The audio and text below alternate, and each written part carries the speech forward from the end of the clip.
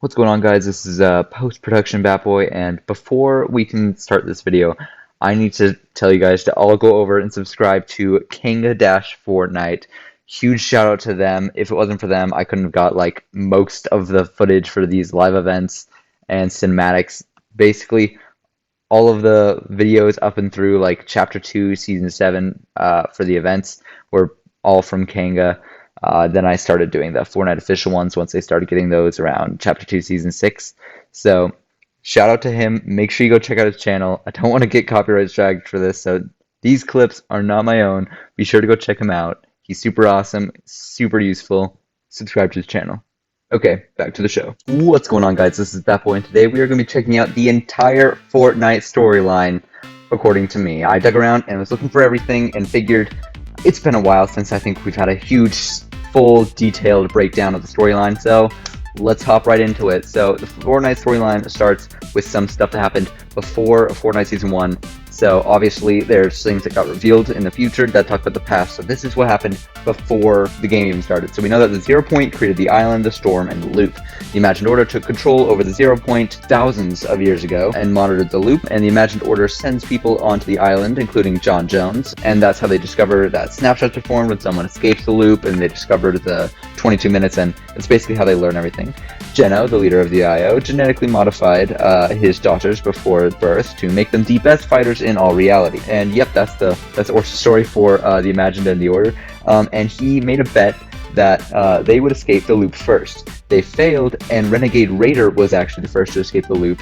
And so Geno ends up disowning his daughters and adopting their snapshots, because their snapshots went through the loop more times and then became more advanced. Anyways, those are some of the basic things that happened before. So we get to Season 1 through 3. The island starts to build up more structures and towns, including towns like Tilted Towers. Season 3, a giant meteor ends up getting like spotted in the sky, and it's like, huh, that's interesting, and small meteors start to fall to the island, and many structures end up getting damaged from this. Then we head to the first major season, Season 4. The meteor that was seen in Season 3 hits the island, and Dusty Depot becomes a crash site called Dusty Divot, and this meteor has special rocks around it called hop rocks, which allows players to have low gravity for a short time. Meanwhile, a movie production seemed to be underway with different sets and cameras setting up across the island. It seemed to be a superhero movie with like a villain's lair and all. The most important set was that villain's lair, and it had a giant prop rocket inside of it. Over time, back over at the meteor, a research facility has been set up around the meteor, and a convoy of trucks and cars started taking the hop rock away from the crash site. Sometime after this, the meteor opened up and revealed a cryopod that opened up, and in the loading screen, we first saw the Visitor, the first member of the organization known as the Seven we were able to meet. The Seven are the basically groups of heroes who are trying to free the 0 Point, and we will go through these people one by one. We got Visitor, who we see here, and the Imagined and the Order, who we talked about earlier. More on the Seven later, but first we have the rocket event. Leading up to this event, tapes from the Visitor could be found where he talked about like the loop and how everyone loses the ability to speak when they're inside of the loop. The Visitor also discovers that the rocket for the movie is a real rocket planned to attack the island. The Visitor finds a way and plays a countdown timer when the rocket's going to launch, and when the timer hits 0, the rocket ends up taking off into the sky before it turns around and targets onto Tilted Towers. Okay, before the rocket could crash into Tilted Towers, a rift in time and space itself was opened up by the Visitor, which redirected the rocket away from the island, and the rocket keeps trying to go and land and gets rifted again and again and again until finally it goes up into the sky and a giant rift is formed. This brings us on to Season 5, Worlds Collide, where the rift is bringing different things from different times and worlds and realities and kind of putting them all into Fortnite. Sometime into the season, a large purple cube came through the rift in a burst of powerful purple lightning. This cube slowly turned itself and moved around the island. It left runes on the ground in certain key locations around the map as it went. The cube, after nearly a month, finally made it over to Loot Lake, where it fell in, dissolved, and made the entire lake purple and bouncy, just like the cube. This brings us over to Season 6, where the cube floats out of Loot Lake, lifting up the Loot Lake island, and the entire lake is no longer bouncy, and it flies into the sky and has a sort of tornado effect around it.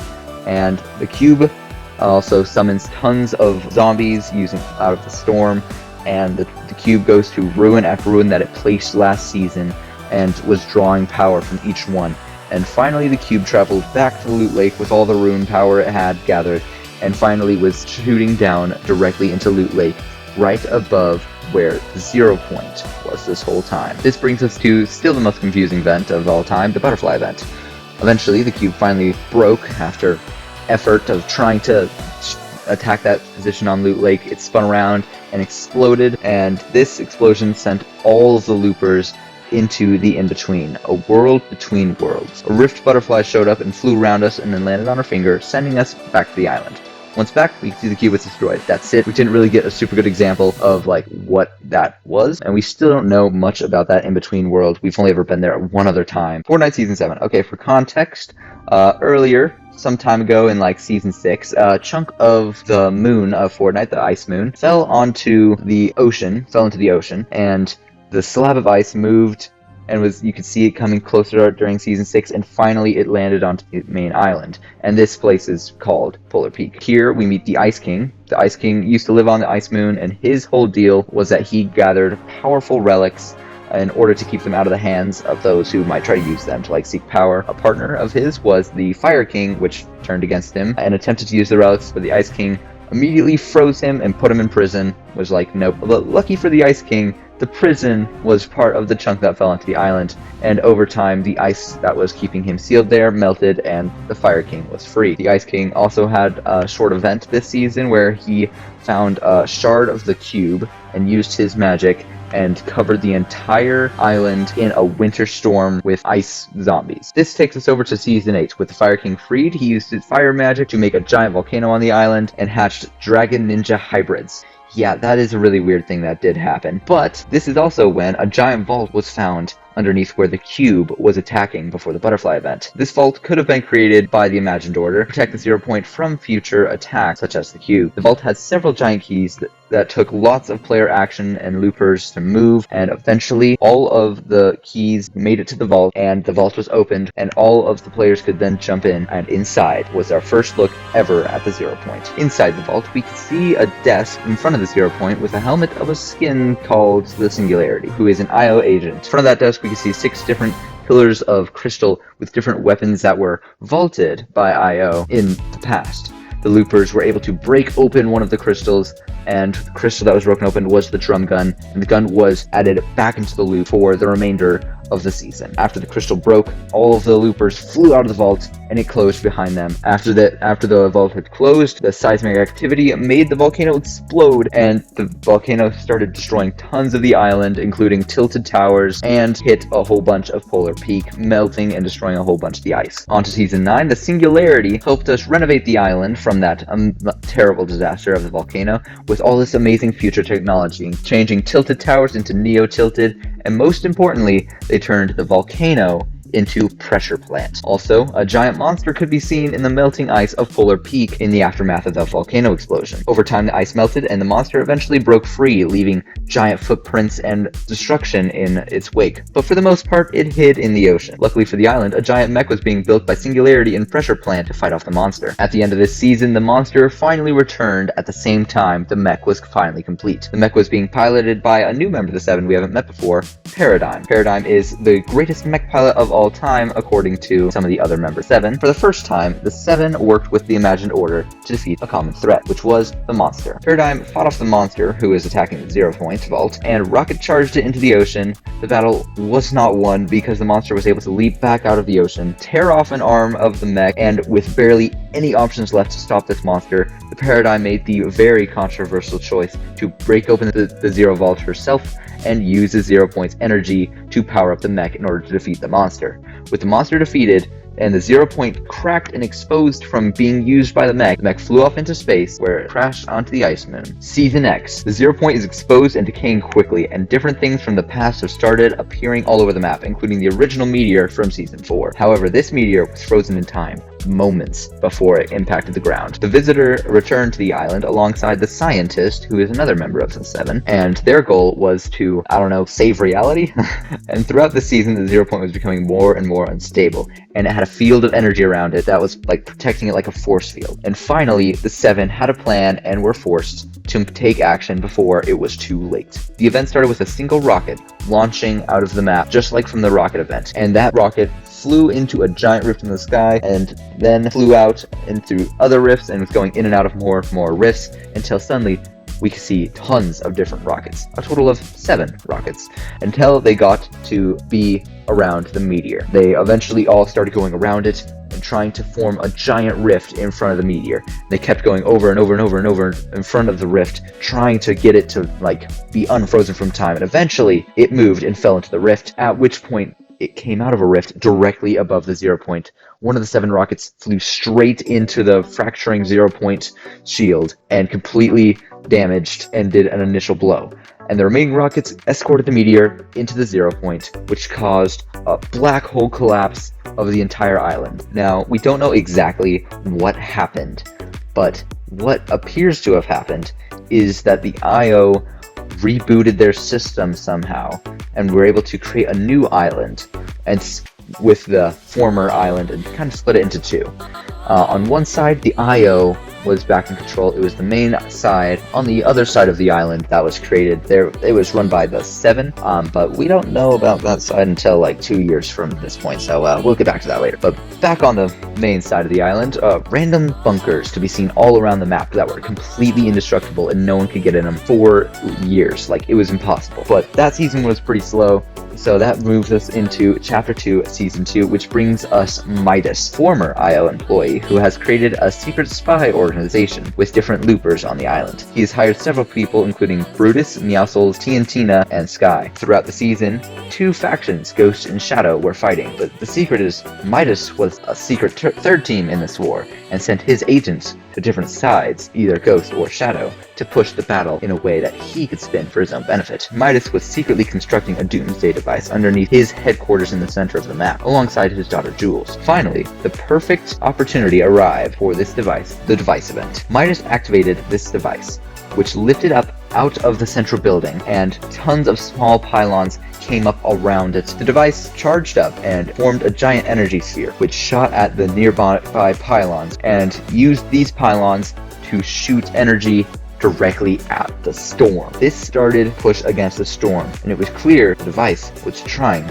to stop the loop. But as it tried, it got pretty far, but it failed. The device shut down, the beams were broken, and the storm was coming back. Something terrible was happening. But one side effect of the device was we started shifting in and out of reality. And where we shifted to was actually not too far away. It was just underground into the Imagined Order's headquarters, but more specifically inside of John Jones's office. Inside this office, we could hear Jones on the phone trying to fix what's going on. They didn't expect the device would work this way. They didn't think that the storm was just a storm. And connected completely to the loop. So they realized that the loop was going to break, and that could ruin everything for them. But we came back then to the island, and the device powered up again, caught the storm, and that completely broke the storm. The storm got pushed back until it was completely gone. There was no more storm. Everything was over. The device powered down, shut itself off, and closed. But while it was closing, we had 2 more times where we rifted into the IO office. Here, Jones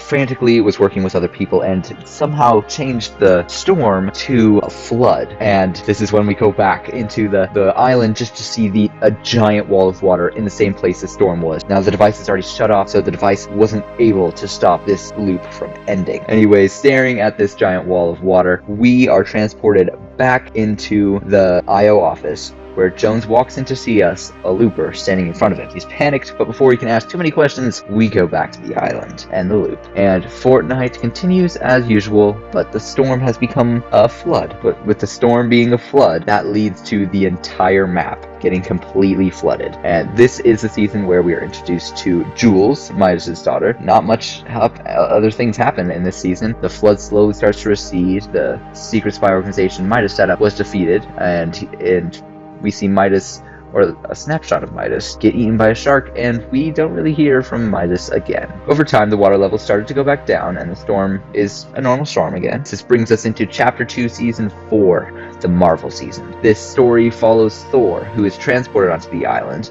and after going through some, getting adjusted to the fact that there's a loop and that he loses his memory every 22 minutes, he uncovers the fact that there is Galactus, the Devourer of Worlds, coming to the island. So Thor uses the Bifrost to summon tons of Marvel heroes and villains, including Doctor Doom and Iron Man, to help save the island. Iron Man teams up directly with Io to summon part of Stark Industries to prepare for Galactus' arrival.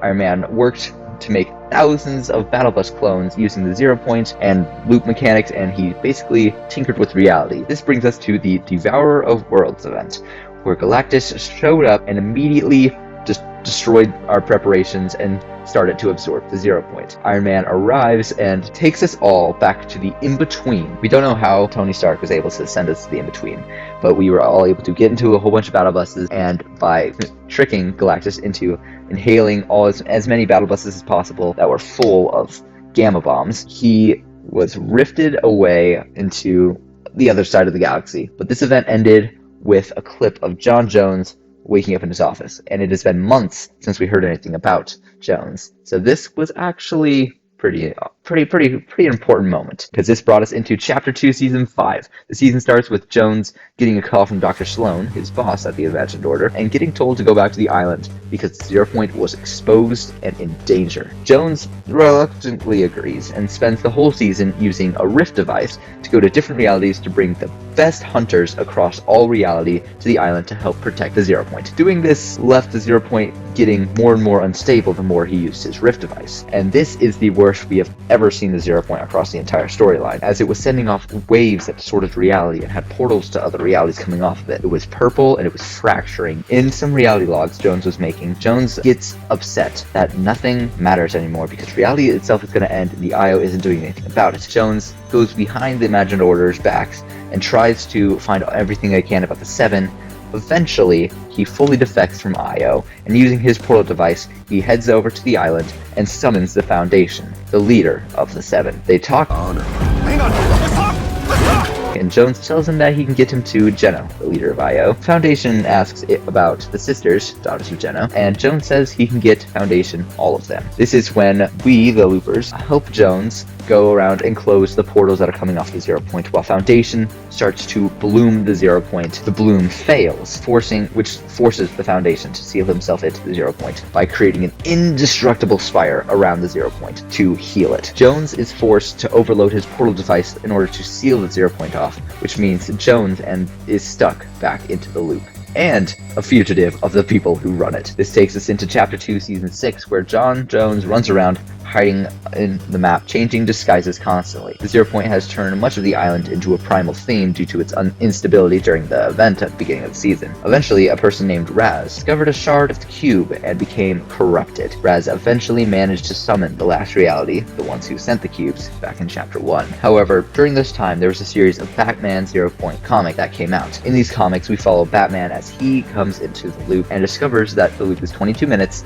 you lose your memory, that you cannot speak, but you keep your reflexes and your emotional memory. And one of the most important parts that Batman uncovers is that the bunkers that were on the map are actually ways into the IO headquarters. Additionally, in order to escape the loop, he learned that you need to be the last person standing, but also in the very specific center of Storm, which actually he was able to calculate. He also discovered that if you fall into the 0 point when it is uncalibrated, it's basically instant death. Bits of you get transported to all sorts of realities and you're just like spread throughout existence and just gone. This takes us on to Chapter 2, Season 7. Then, the rest of them showed up. Raz summoned the last reality, which brought a giant UFO onto the map, well, above the map. This alien mothership of the last reality has arrived, and it immediately went and picked up the spire that the Foundation created to conceal the 0 point, and blew it up, just like instantly shot a giant laser beam, destroyed the entire thing. But that really just sent the 0 point back down inside of the IO. The last reality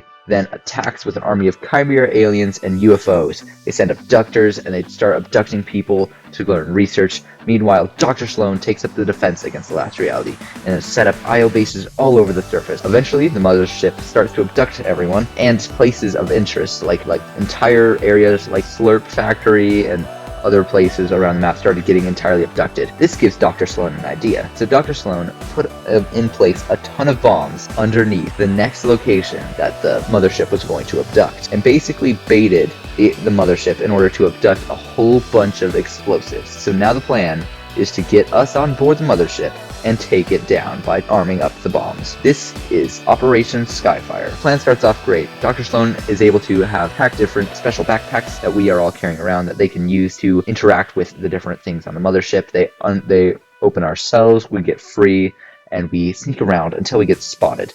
And then that is when we have to start running super fast. We run through the mothership, slam doors on people, and we have to go through like different areas that aren't supposed to be even accessed, and we eventually make it into a room where we get a direct visual on the bombs, so we are able to start arming them because our backpacks have been close enough to them. But before we could finish arming the bombs, a huge door slams in front of us right before the bombs are fully armed, cutting off the bombs arming sequence, and a cube, just like the one from Chapter 1, slowly comes out of the ground.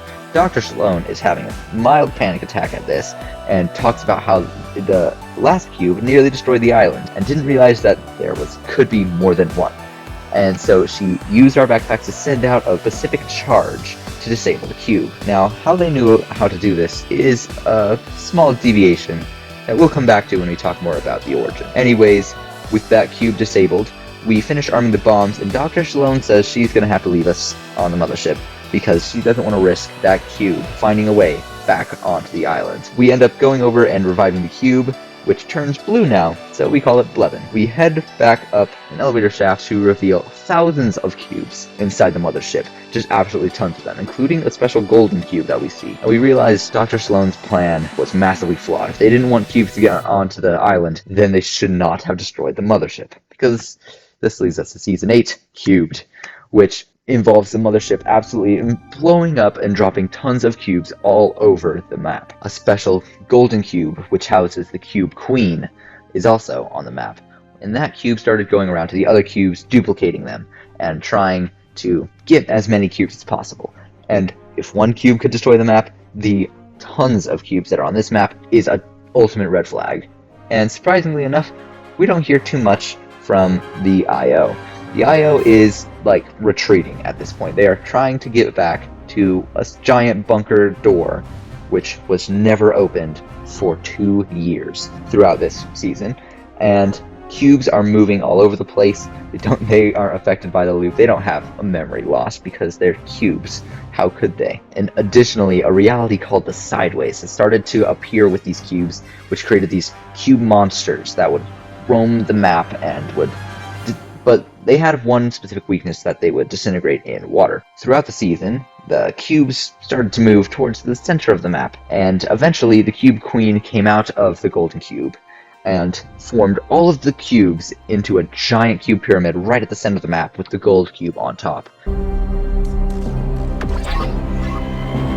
There she hovered in a protective sphere above the golden tip of the pyramid, charging up and absorbing all the energy they could. The Cube Queen also declares this as her return to the island, despite us never seeing them before. Perhaps they were mentioning the first cube we saw?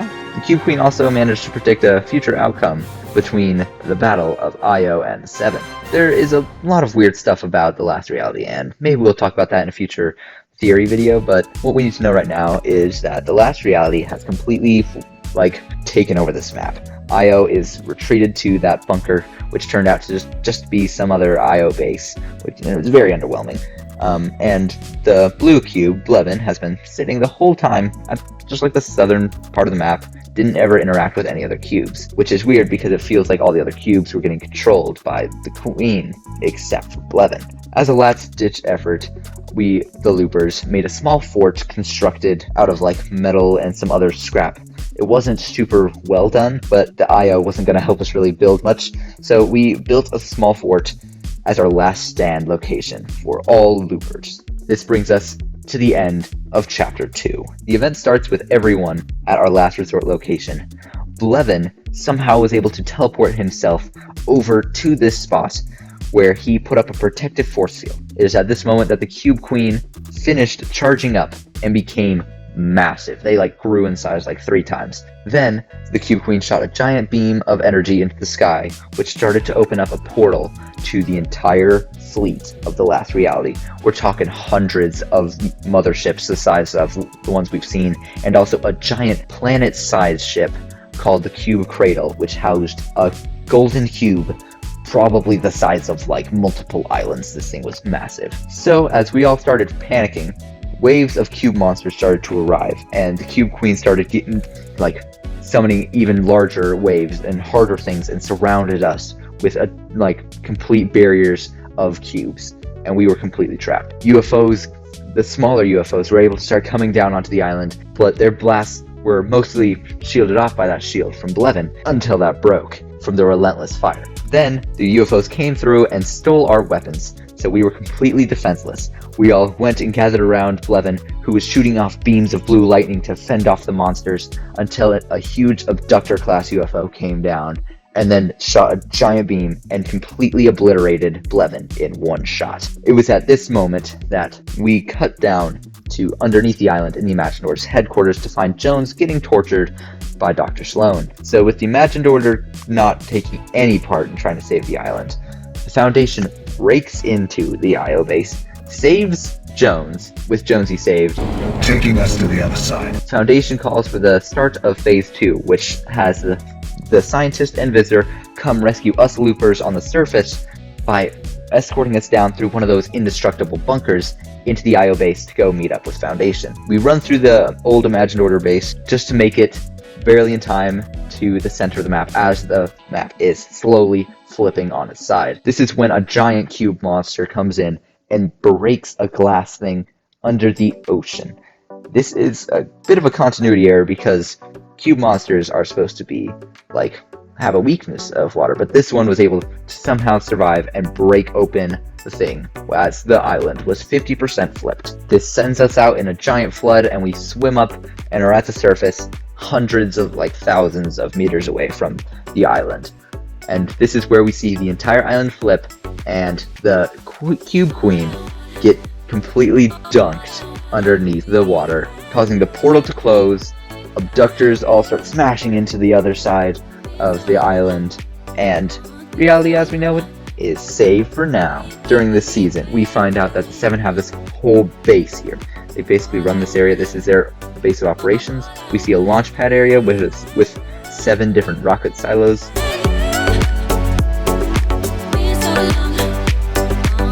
But IO drills started to drill through the map and started to come back.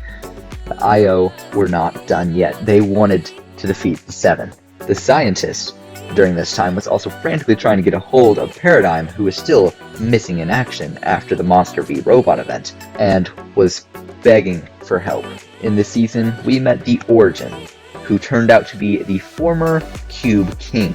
And we learned that the Origin's backstory was that he was the Cube King and that he walked away because he didn't want to be part of something that would, like, destroy everything. Like, he didn't realize that the cubes were so destructive and, like, corroded and corrupted the island and, like, the land that it was on. So he left, but immediately the Imagined Order captured him. There was no way out from that.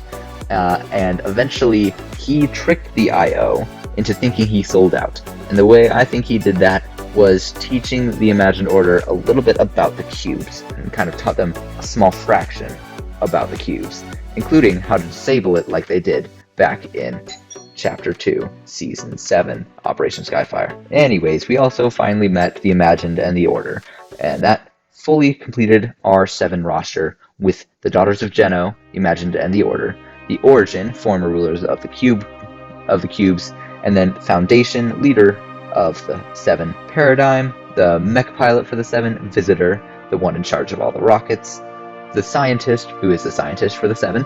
Anyways, the IO eventually dug out a whole mountain base during this time, called Covert Cavern, which eventually became Command Cavern in the Ultimate War event, which was Chapter 3, Season 2, Resistance. During the season, the IO and the 7 had a massive war. The IO jammed the ability to build for several days and used massive blimps and tanks to fight back the 7 and quickly overrun much of the map. Meanwhile, the 7 started getting armored battle buses and other fighters on their side to take down the IO. Initially, IO claimed most of the island, but slowly over time was forced to lose town after POI after city, and eventually they were left with nothing but control over Loot Lake, which had the 0 point, and their Command Cavern. The Imagined Order then opened up their ultimate ace. They built the Collider directly over the 0 point. This device was a device that would wipe out all life on the island. It would destroy everything, making the 0 point explode, which is not good at all. that seems like a bit too far. Why would they destroy absolutely everything? That's not worth it, is it? And we found out more about these things in the Zero War comics, which are a Marvel set of comics following a group of the Seven and Marvel heroes trying to recover a shard of the Zero Point that somehow ended up in Marvel World. Essentially, it shows that the Seven teamed up with Marvel heroes to find that shard, and turned out Doctor Doom had it. The heroes also end up going to the Ice Moon to find the Paradigm, rebuild the mech, and hopefully find a way to stop the Collider. The Seven also discovered the Ice King's castle and the powerful artifacts, but the Ice King had set up a system so that when intruders were detected, the entire place would just completely, ultimate blizzard freeze. So the entire group barely escaped and went hurried and finished repairing the mech. In these comics, we also learn about John Jones, and how in the past, Jones was blackmailed into joining the Imagined Order. The way he was blackmailed is the ultimate cruelty. He was blackmailed for his family's safety. So the Imagined Order basically controlled everything. Basically can mess with every reality and protect certain people if they wanted to. So the IO came to Jones and promised his family protection if he joined. And if he didn't, they couldn't really promise that nothing would happen to them. So Jones ended up joining the Imagined Order, and this is also where we learned that people in the Imagined Order are, immortal. They never age. So Jones's entire family is basically, gone. The people he knew are gone. It's all his posterity that he was protecting at this point. This makes Jones's epic betrayal of Io in Chapter 2, Season 6 so much more powerful, because we know he was giving up, protection for his family in order to save all reality, to make sure everyone was safe. We're going to come back to the comics in a second, but it is interrupted with the collision event. In this event, we pilot the weapon systems of the rebuilt mech. So the Paradigm pilots us back to the island, where we fight through a whole bunch of IO forces, blimps, mechs, drills, you name it, and we fight them all. And we eventually are able to make it to the Collider, but right before we can destroy it, the ground falls out from beneath us, and we all eject except for the Paradigm. So outside of the mech, we meet up with Jones and Foundation underneath the Collider to fight to get to the place where we can shut it down. Jones ends up having to confront Sloan. Sloan! You don't have to do this! Always so dramatic. Any last words, Jones?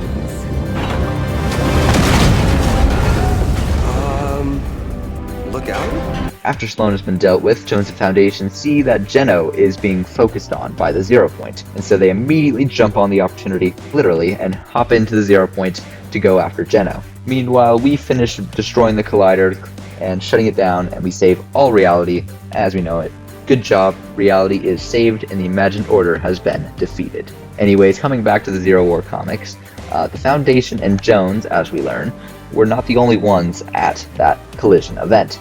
The other members of the Seven and the other group that were being followed in Zero War comics, which were the Imagined Order, Wolverine, and so on, were fighting the collision event with Geno himself. They were fighting against Geno.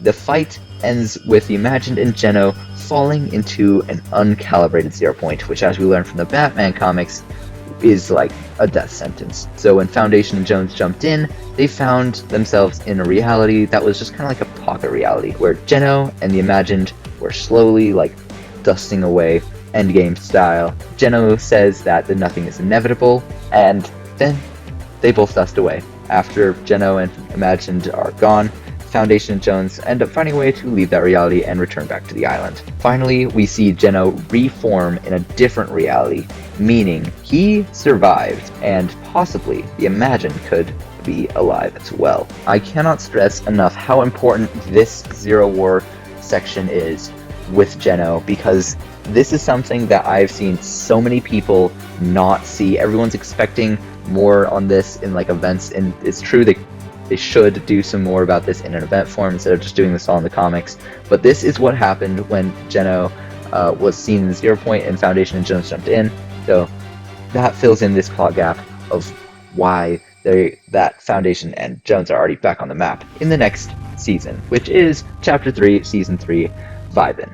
In this season, the island's great. There's a giant party. Command Cavern is now Rave Cave. Everyone's celebrating. The war is over, Io is defeated, and the Zero Point is free. Not controlled by anything, just free. there's a strange tree that has warping reality called the reality tree, and that's the only slightly weird thing this season.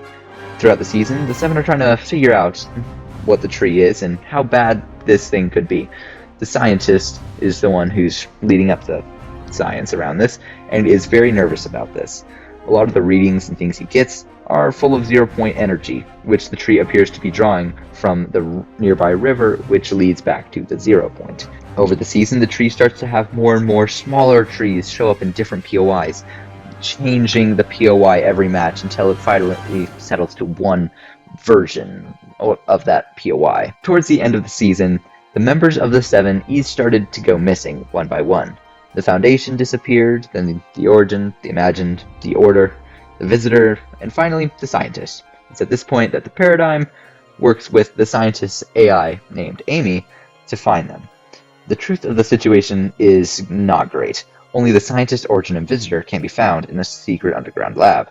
The rest are missing. It turns out that a strange chrome footprint has appeared on the Swan Island, and the remaining members of the Seven have taken a sample to the lab and are investigating it.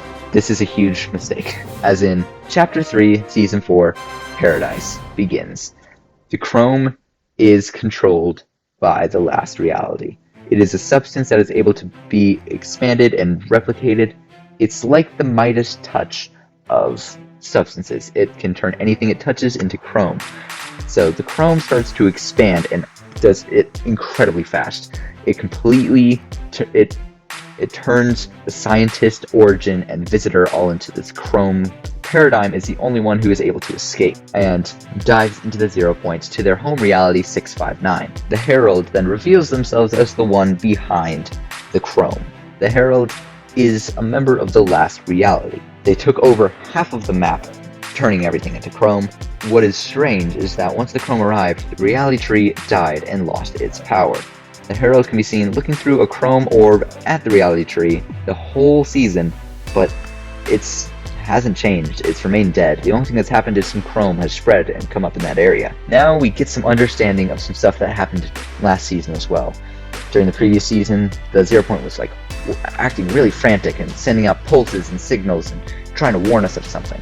And now we finally know what. John Jones and Amy are the last people on the island for like our defense. They are now in communication with the Paradigm through one of these reality saplings that appeared, and somehow this allows them to communicate with each other. Paradigm confirms our fears and tries to tell us something incredibly important about the nothing, which is the chrome. And that part of the communication is cut off.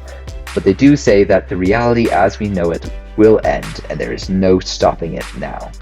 While all this has been happening, one person named Bites has been training and has become the latest soldier of the last reality, and is already part chrome, and can control like the chrome that he is to a small degree. That is everything that has happened as an overview. There are some things that I missed, so comment below what I missed, because I'm sure there are things, and I just wanted to make this video as a baseline so we could all have a storyline to work off of for future theorizing of what's going to happen next. So thank you guys so much for watching, and be sure to tune in Saturday, December 3rd for the event. I will be going live for that, so be sure to come and join me for that event. It's going to be super awesome. Well, thank you guys so much for watching. This has been Batboy, and I will see you guys in another one.